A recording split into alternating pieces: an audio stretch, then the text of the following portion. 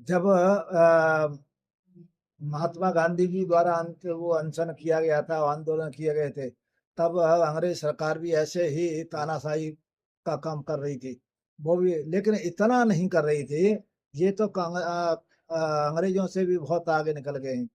लेकिन सरकार बदलेगी, सरकार जाएगी, हर चीज का अंत है। ये प्रकृति का नियम है। तथागत बुद्ध ने कहा है, समय एक जैसा नहीं रहता। इनका समय आने वाला है। इनका जाना देश के हित के लिए, लोकतंत्र के लिए और संविधान के लिए बहुत जरूरी है।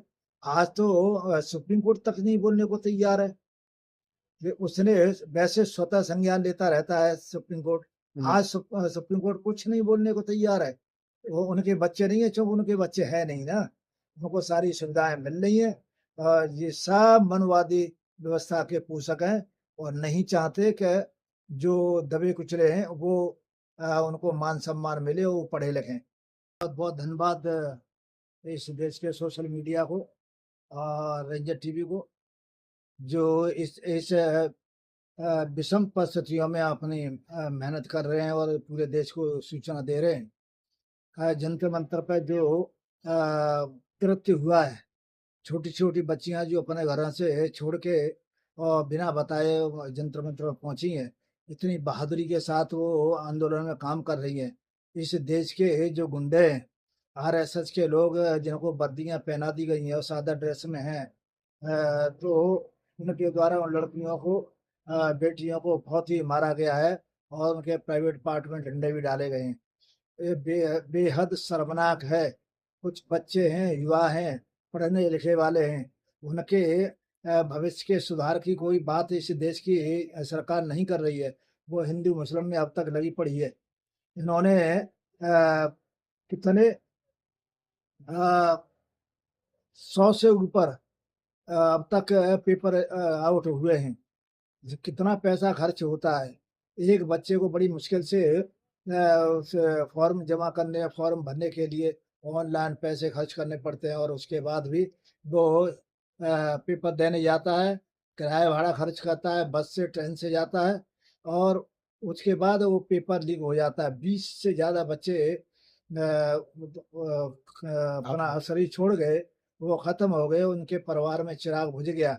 इस सरकार ने एक शब्द नहीं कहा कि जो हुआ वो गलत हुआ है और इस पर कोई सुधार नहीं है। धर्मेंद्र प्रधान इस्तीफा नहीं देना चाहते और इस्तीफा देना भाजपा की फितरत में नहीं है। ये यहाँ इस्तीफा नहीं होता, वो मनमानी होती है, तानाशाही हो रही है। अब तक जो जनता के अंदर, जो लोगों के अंदर भय व्याप्त हो गया था ईडी सीबीआई और मुकदमे दर्ज करने का, तो अब वो भय खत्म हो गया है। ये जैन जी है, नया युवा है, वो जानता है भविष्य हमारा कहाँ सुरक्षित है।